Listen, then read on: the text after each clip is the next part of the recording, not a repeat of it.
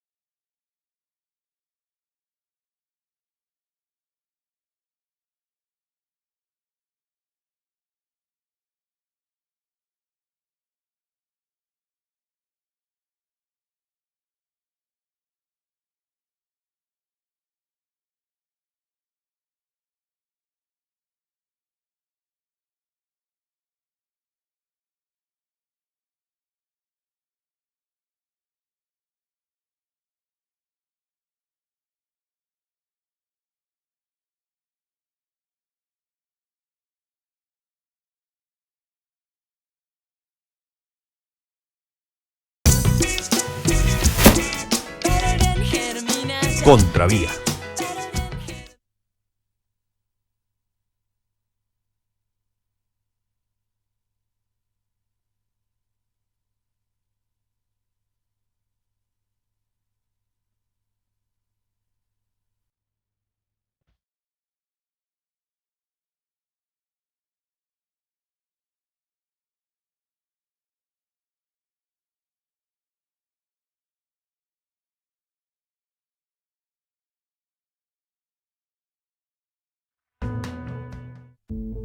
El país está consternado, otros sectores están aterrorizados del solo hecho de saber que miembros de la inteligencia militar hubieran sido capaces de montar actos terroristas para presentar positivos. El país empezó a conocer esta pesadilla tibiamente por boca del general Montoya el jueves 7 de septiembre. El reciente atentado con un carrobomba en el que resultaron heridos varios soldados y muerto un ciudadano, que fue atribuido en su momento a grupos al margen de la ley, así como el supuesto decomiso de varios explosivos en los últimos 2 meses, al parecer no corresponde a la realidad. Estos engaños podrían haber sido perpetrados por personas inescrupulosas, entre las que se encuentran 2 oficiales del ejército. La reacción del general Montoya desconcertó a los entendidos, acostumbrados a ver a un ejército reaccionar posterior a las investigaciones periodísticas. En este caso, el general se adelanta al escándalo, sabiendo que el periódico El Tiempo y la revista Semana, con lujo de detalles, horas más tarde, denunciaría que los últimos atentados en Bogotá habrían sido solo un montaje. Yo no sé, pero deja muchas dudas el episodio. Eso sí es evidente y me parece que la primera presentación que hizo el general Montoya fue una presentación mucho más convincente en el sentido de decir, hombre, aquí posiblemente pudo haber un error y muy grave. Y nosotros estamos con toda la responsabilidad asumiendo la cara, poniendo la cara. Me parece que esa era una actitud más honesta frente al país. Yo creo que el afán tiene que ver con adelantarse a que los medios de comunicación lo sacaran para bajarle un poco el tono a la noticia y, sobre todo, poderla dar en los términos menos dañinos para el ejército, en este caso, para la institución. Pero creo que eso refleja una política terriblemente errática del gobierno del presidente Uribe en materia de información que tiene que ver con seguridad y con los militares. En varias oportunidades, el presidente ha actuado en formas tremendamente distintas, repito, sin ninguna coherencia. En el caso de Cajamarca, por ejemplo, hace, no sé, 4 años o algo así, el presidente fue al lugar de los hechos y rápidamente dijo que ninguno de los militares que habían participado tenían alguna responsabilidad. En el caso de Guaitarilla, en Nariño, ha habido toda clase de investigaciones, se pasan la pelota.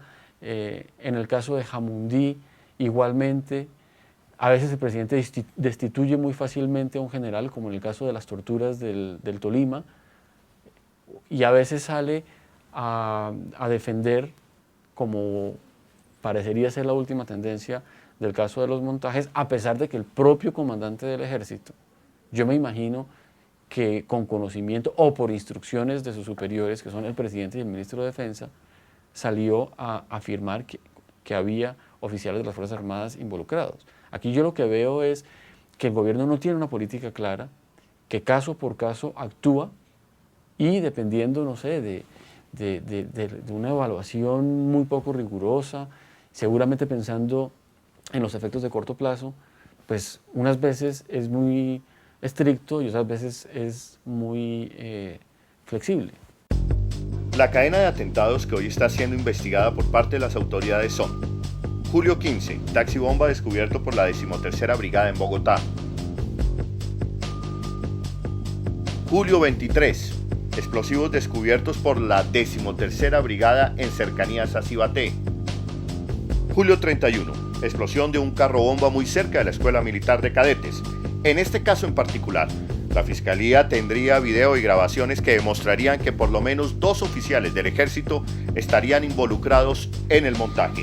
De esta explosión quedó como resultado 15 soldados heridos y un indigente muerto. Esta sí es la realidad que vivió Olga Lucía luego de la trágica muerte de Jesús Antonio, su compañero, tras el atentado en el barrio Gaitán. Yo veía eso, nunca me pasó por la mente que a mí me fuera a pasar una cosa de esas, nunca. Se llevaron a mi viejito al ejército, no pensaron lo que estaban haciendo. En su momento, ninguna de las autoridades sospechó de los atentados. Por el contrario, las autoridades salieron inmediatamente a señalar a las FARC. La opinión creyó con temor que se aproximaba una ola terrorista similar a la del 7 de agosto del 2002. Las FARC siempre detrás de esto, desde luego. Contra el terror hay que luchar con todos los mecanismos posibles. Los terroristas quieren hacer algo de aquí al 7 de agosto. El mundo no puede caer en el engaño de estos terroristas. Pero el país y la opinión cayeron en el engaño. Seguían pasando las horas y se fueron conociendo más detalles. Extraoficialmente se habla de por lo menos 4 militares activos que estarían siendo investigados por la Fiscalía. Miembros de inteligencia de la policía tenían serias dudas de los constantes positivos del ejército para encontrar carros bombas y paquetes bombas en Bogotá. Y al parecer, en un consejo de seguridad de Bogotá presidido por el alcalde, se habría insinuado la posibilidad de los montajes. El viernes 8 de septiembre, el alcalde mayor de Bogotá, Luis Eduardo Garzón, enfáticamente pidió explicaciones al sentirse engañado, al igual que la sociedad. Sí creo que nos merecemos, y yo en particular nos merecemos, una explicación. Por si no queda uno como un gobernante propio del idiota útil, que recibe información y aplica una política. Y eso no me parece justo. El alcalde Garzón apunta a que la estrategia de recompensas, pilar en parte de la política de seguridad democrática, no es saludable y nuevamente se pone en tela de juicio. Se ve que yo nunca promuevo recompensas. En Bogotá siempre hablamos de resistencia civil y lo hacemos.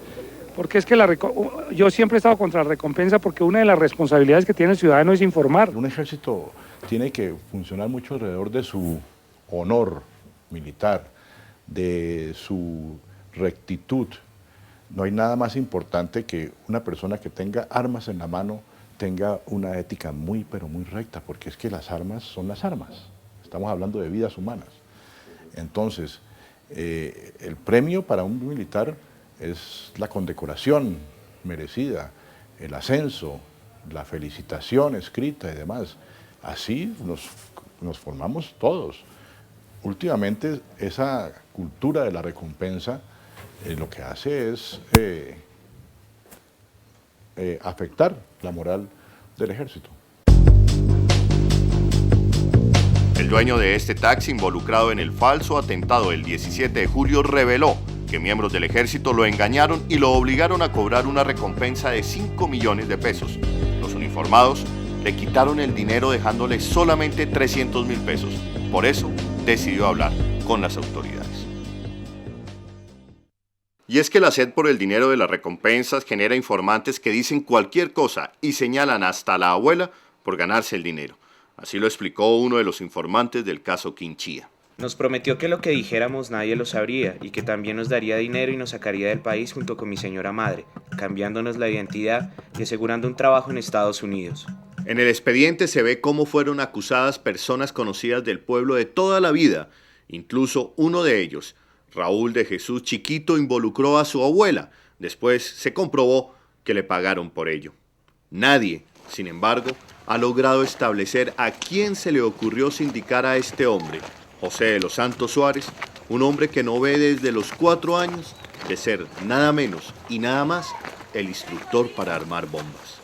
A usted lo sindicaron de que era el jefe de explosivos de la guerrilla. Y yo sí.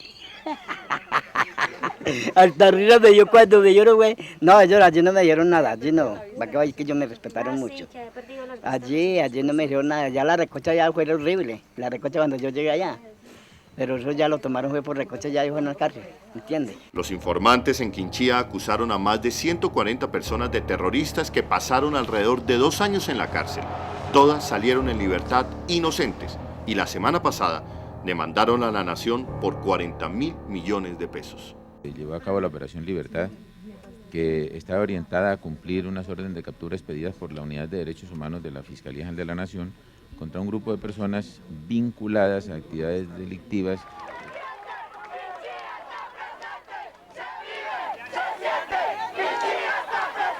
Regresemos al escándalo de los montajes de carros bombas, sin olvidar que los montajes no solo perseguían cobrar las recompensas, también perseguían mostrar lo que se denomina como positivos.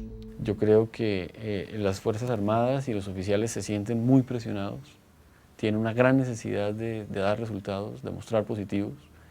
Entre otras cosas hay que tener en cuenta, como me lo decía la exministra Marta Lucía Ramírez, y lo publicamos en la revista Semana, que en la medida en que la situación de orden público va mejorando, por definición los resultados y los positivos deben bajar, hasta el punto de que si no hubiera problemas, no debería haber ningún positivo. De manera que la reducción de positivos debería ser considerada un indicador bueno y no un indicador malo. Pero está la presión que efectivamente se quieren mostrar muchos positivos. La parte irónica o paradójica de la seguridad democrática es que, como usted dice, efectivamente está centrada en las fuerzas de seguridad del Estado, y en el periodo de la presidencia de Uribe es tal vez cuando más brotes de corrupción se han detectado en las fuerzas de seguridad del Estado. Entonces, algo está pasando a lo que no se le ha puesto suficiente interés para solucionarlo, pero a fondo, ¿no? Es decir, escarbar bien qué es lo que pasa. Capturen a todos. Procuren producir más y mejores resultados todos los días. Sobre los oficiales hay una fuerte presión para que presenten resultados operacionales. Por no presentarlos precisamente, más de un coronel o general fueron sacados de las filas. Los oficiales muestran su afán por conseguir resultados. El presidente, a mi modo de ver, peca porque no tiene visión estratégica. Él es muy eficientista y eso en estrategia no es lo mejor. Para hacer una analogía, en ese sentido el presidente es como una especie de... es un buen ejecutivo de una empresa, pero no es un buen presidente de junta directiva. En febrero del presente año, la Alcaldía de Medellín, la Fiscalía y la ONU denunciaron a la 4ª Brigada por presentar los cadáveres de 30 civiles comodados de baja en combate. Las investigaciones arrojaron que todo fue un montaje. Sin embargo, es creciente el malestar de algunos oficiales por las desmedidas presiones que sufren y saben el daño que eso le está causando al ejército. En el fondo, los militares que piensan un poco más del día a día ven que el presidente los está subestimando. Es que si yo llamo no a pedir consejo, a pedir una estimación de la situación, sino a dar una orden, estoy subestimando a esa persona que ejecuta la orden. Una orden de carácter militar, sobre todo con un coronel, con un general y demás, es una cosa para intercambiar, para analizar, pero no es, hay un retén, párelo ya, se robaron un ganado, vaya, rescátelo. Entonces ahí el militar percibe que se está subestimando su formación, su pensamiento, su trayectoria. El 8 de septiembre todos los medios repicaban el escándalo. El presidente Uribe ordenaba Consejo Extraordinario de Seguridad. Desde muy temprano se han concentrado todas las autoridades en la Casa de Nariño en un Consejo de Seguridad Extraordinario que preside el jefe de Estado Álvaro Uribe Vélez. Desde Medellín, el presidente de la República, Álvaro Uribe Vélez, convocó este Consejo Extraordinario de Seguridad, el cual se inició hacia las 2:30 de la tarde en compañía del ministro de Defensa, Juan Manuel Santos, del Alto Comisionado para la Paz, Luis Carlos Restrepo, del comandante de las Fuerzas Militares, el general Freddy Padilla, del comandante del Ejército, el general Mario Montoya, del comandante de la Policía, el general Jorge Daniel Castro y el resto de la cúpula militar. También está el director del Departamento Administrativo de Seguridad DAS, Andrés Peñate. La reunión ya completa más de 6 horas y esperamos pues nuevos datos de este Consejo Extraordinario de Seguridad. Sin embargo, los periodistas nos seguiríamos llevando sorpresas. En este momento el gobierno, como ustedes ya lo anunciaron, sigue reunido y en las próximas horas se espera que tomen alguna decisión sobre las personas implicadas, pero sabemos que por el momento insisten en que se trata solamente de 2 manzanas podridas, como lo dijo el ministro Juan Manuel Santos. Sin embargo, creemos que hay indicios de que hay otras personas implicadas. Esperamos reunirnos para que todo salga como espera el país, con la verdad. La editora de investigaciones del diario El Tiempo, como buena parte del país y de los periodistas, pensamos que después de 3 días de enclaustrarse la cúpula del gobierno a resolver la crisis, se obtendría, primero que todo, la verdad. Y más allá, se conocerían los responsables. Pero el discurso de Uribe, lo que sembró, fue la confusión.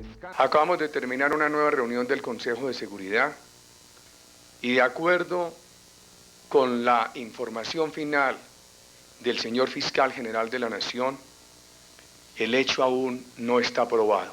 La respuesta que tenemos hasta este momento es, de parte de las autoridades investigativas, que los militares aludidos aún no se les ha comprobado que estuvieran incurriendo en acciones criminales, que hasta ahora lo que hay es que se encontraban en un procedimiento de inteligencia para proteger a la ciudadanía.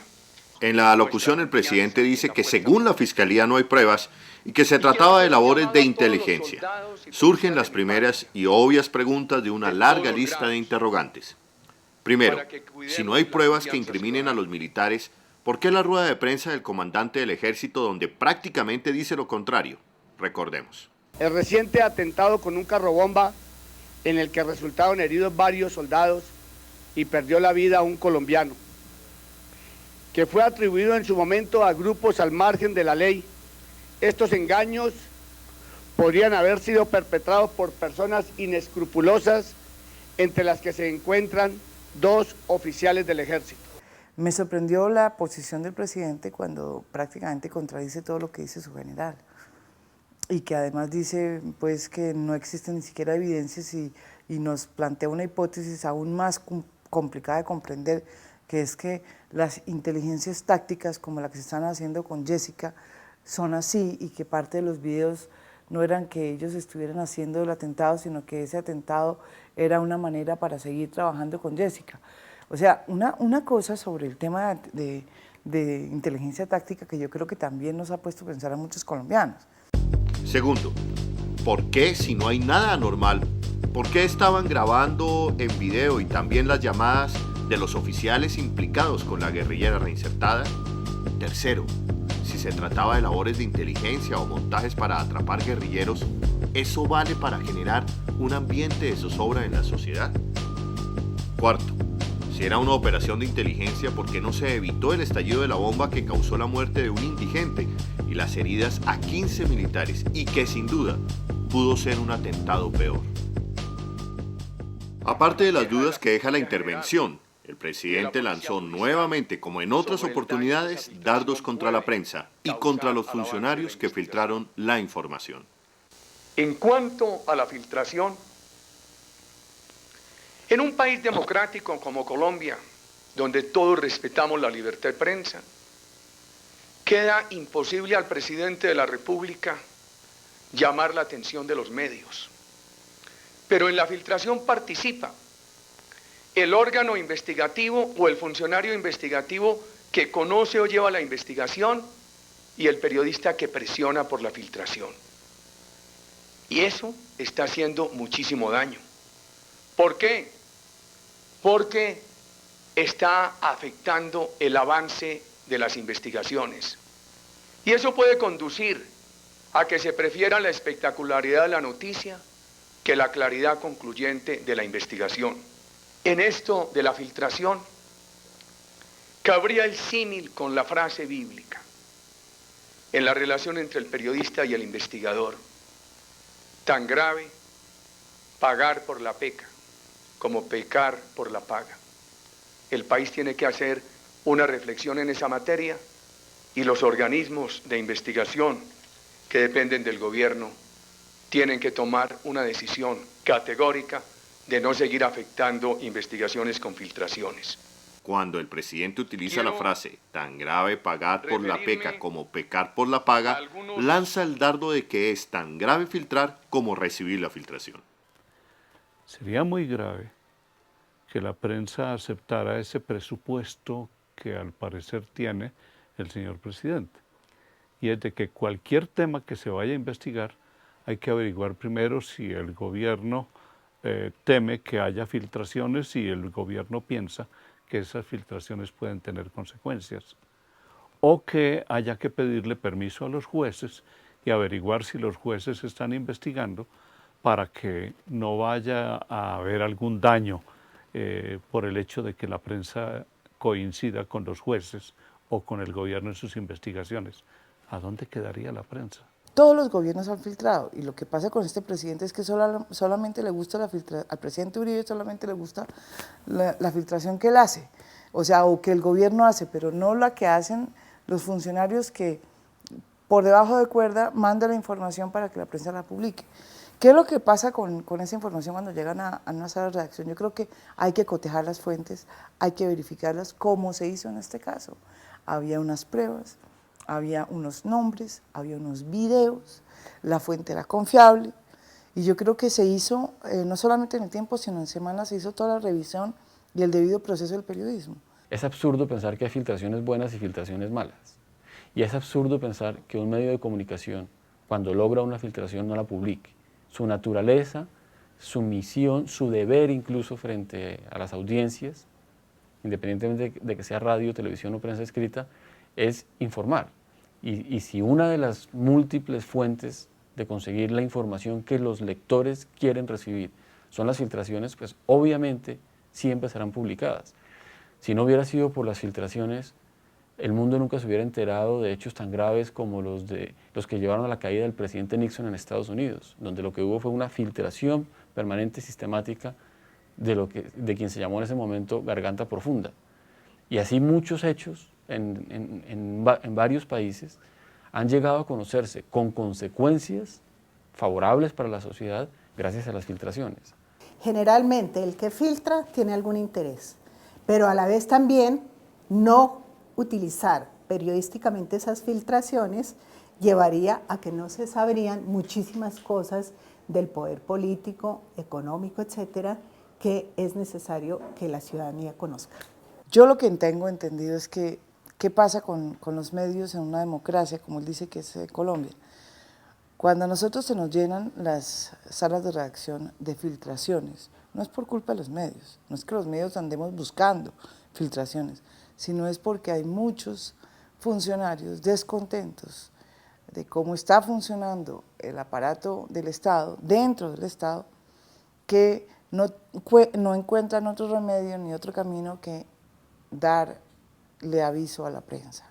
Y así comienzan las filtraciones. Hechos como Guaitarilla, Cajamarca, Jamundí, Honda, son hechos que nos ponen en la alerta.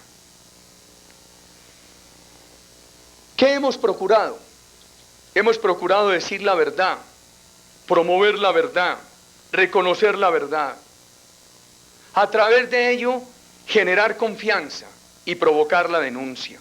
El presidente comete un error de imprecisión cuando dice que su gobierno es transparente, porque cada vez porque todos los errores que se han cometido, él mismo ha sido el primero en destaparlos y que ha hecho los correctivos indicados. Y ponía como ejemplo Cajamarca, Guaitarilla y Honda. Hombre, esos tres, presidente, fueron hechos que fueron denunciados por los medios de comunicación. Y esos 3 fueron hechos que ustedes dijeron que no conocían. El manejo en el caso de los montajes tiene similitudes con el manejo que el presidente le dio al caso Cajamarca. ¿Y ya los habían identificado como siempre miembros de una familia? No, para nada, no, en ningún momento. En ese momento cuando lo llaman a usted, ¿todavía ellos creían? No, él me informa ya cuando ya han reaccionado, sí, porque él en ningún momento, antes de disparar, se da cuenta de que son miembros de una familia, en ningún momento. No hay ningún ánimo de ocultamiento. La orden que se le da es que deje absolutamente cómo quedaron los hechos. Aquí inclusive la Fiscalía encontró las vainillas en todo, sin tocar absolutamente nada. Tan solo 12 horas más tarde de cometida la masacre en Cajamarca, el presidente se dirigió a los colombianos y los militares nos dijeron que lo ocurrido allí había sido un error militar. En esos momentos bastante oscura y las condiciones atmosféricas bastante neblina, pues impedían la visibilidad, lo que ocasionó no tener claridad de las personas que se pasaban por allí. Sin embargo, el presidente fue más allá cuando prácticamente absolvió a los uniformados sin esperar una investigación. Estoy convencido de la buena fe del ejército en esta equivocación. Si se tratara de un ejército violador de derechos humanos, quienes dispararon contra los campesinos hubieran buscado el ocultamiento, la mentira o la desaparición de los cadáveres. Meses más tarde se supo la verdad, la triste verdad. La familia de campesinos y el bebé fueron asesinados y uno de los soldados dice que rifaron el asesinato de una de las víctimas. La verdad nunca tuvo el despliegue mediático que sí tuvieron otras versiones. Ellos los tenían abajo, mucho más aquí en la finca llamada El Placer. El caso de los montajes sigue dando coletazos. A raíz de ello, el senador Germán Vargas duda de las versiones oficiales acerca de los autores de los atentados contra su vida y también duda del ministro de la Defensa, Juan Manuel Santos. Todos estos sucesos que tuvieron lugar al interior de la semana pasada con miembros de la fuerza pública nuevamente me hacen pensar muy seriamente que las versiones iniciales sobre los responsables de mi segundo atentado vuelven a cobrar mucha validez. Y ahora con mayores dificultades yo no tengo ninguna confianza para llamar al ministro de Defensa. Si pocos días antes de la instalación del 20 de julio miembros de la U, como los medios lo dijeron y nunca fue desmentido, organizaron operativos para seguirme y espiarme. Lo tengo aquí publicado. No tengo ninguna tranquilidad para llamar al ministro de Defensa a pedirle ningún tipo de protección ni de información. Las dudas del senador Germán Vargas sobre autorías de atentados son las dudas que hoy se levantan en diferentes sectores del país y que no quedarán resueltas hasta que no se sepa la verdad y que se espera sea lo más pronto posible por el bien de las instituciones y del país.